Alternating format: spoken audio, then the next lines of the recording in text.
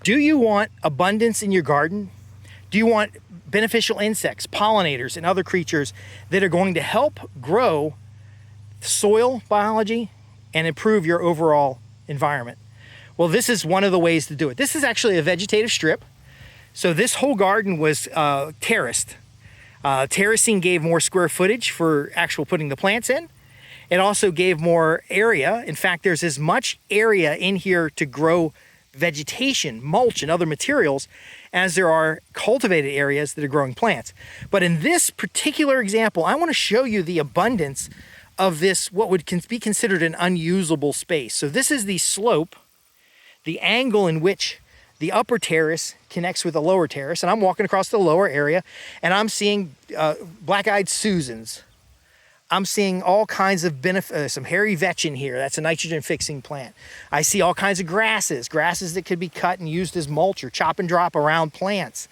I'm seeing the catch of materials from the top before they come down to the bottom. I'm seeing plantain, clover, all kinds of things. So there's stuff growing in the path I just walked through, but there's also stuff on these slopes. Now, I'm standing on a terrace again, and look at the flowers down there and the flowers over here. These vegetative strips become a place to create mulch. Now, I don't know how many straw bales it is down this row here, but you end up with a mulchy material that's both carbonous and having nitrogen as we look at the legumes.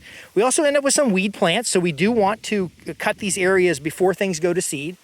But check this out here. I don't know if you just caught that hummingbird, but there's oregano in here. There's cut flowers. Like I said, there was a hummingbird in here. And now as it goes through the seasons, you're gonna have different biomass available. Now, can you grow vegetables and fruits on these slopes? Again, I'm on a lower terrace, which is contoured to slow and spread water, and an upper terrace, and of course there's a little bund in there so the water doesn't flow from the upper to the lower terrace. But look at these plants. Now there's hairy vetch all around it, and this might need, because there's cut flowers in here, this might need to be managed a little bit more by hand. But of course, if you're cutting the flowers for bouquets or for your loved ones, you can do so carefully. Now the oregano's at different stages. A lot of this stuff just reseeds.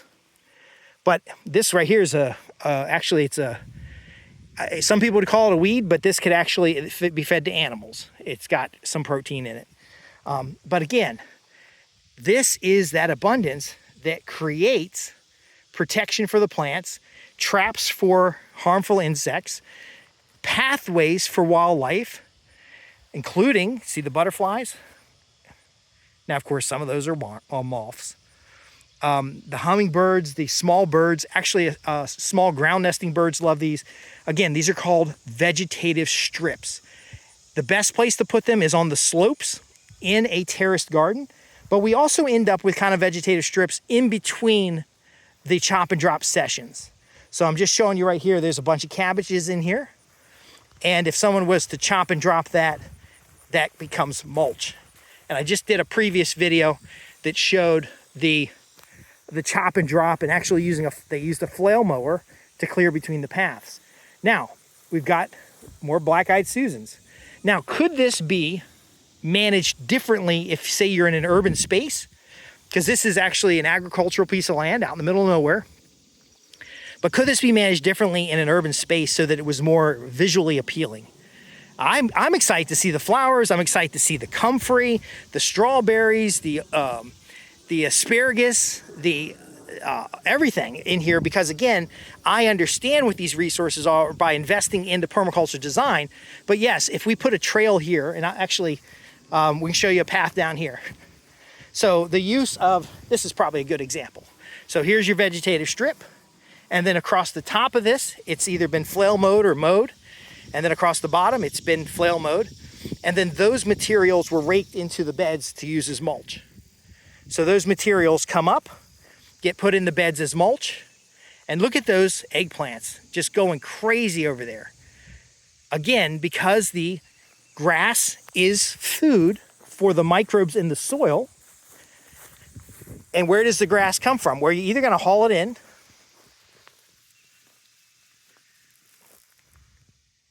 So you're either going to haul it in or you're going to let it grow locally. And so again, the vegetative strip over there, the results of the flail mowing or scything or chop and drop, it layers in on the beds, but it's got to grow somewhere. And so we grow in the spaces between our crops, and we grow in the slopes in undesired areas. It is chopped every so often and processed. And again, there's a couple ways of doing it. You could do a string trimmer with a hard blade on it. You could do a scythe. I use a hand tool, it's a hand tool. But you just simply chopping it down, flipping it into the beds, and then in the beds, the microbes are breaking it down, the plants are getting those available nutrients, everything is processing in a more natural system. Just like the leaves fall off the tree in the fall, and come off the trees in the fall and feed the roots, we're mimicking a similar process. No more hauling and cutting and dragging and raking and spending a lot of time on this. This is something that you would do every couple of weeks, not every couple of days. This is something you can do as you're working through particular plants. Somebody went through these hot peppers recently. I don't know if you can see that, but look how nice and neat that is, and the explosion of hot peppers coming off of that.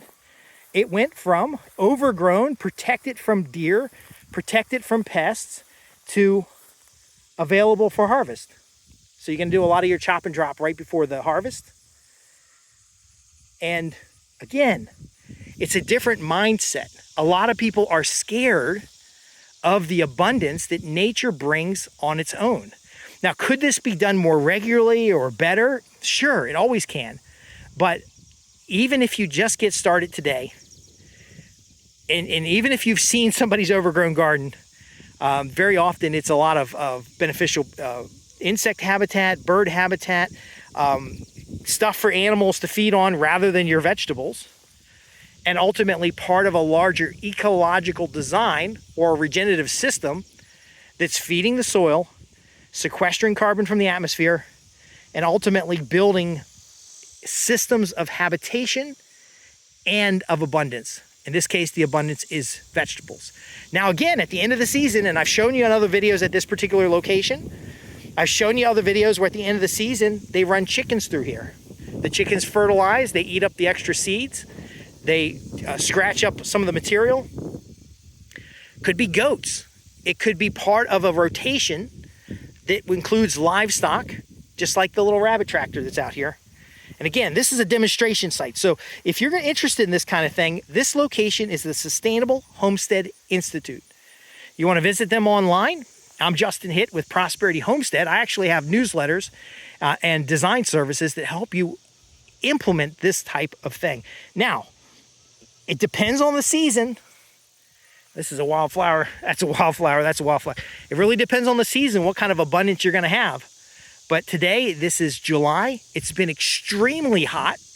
It's been sweltering, but you can see all this green, all this growth. Again, because this particular type of approach, even allowing plants to overgrow at the end of the season, this kind of approach is cooling the soil, retaining moisture, improving outcomes. And again, it's not something you do every day necessarily. It's something you do right before harvest. It's something you can do periodically. You could even just put mulch down on the, haul in wood chips if you want, put that down on the trails. But again, with the right approach, you're going to end up with far greater outputs than inputs.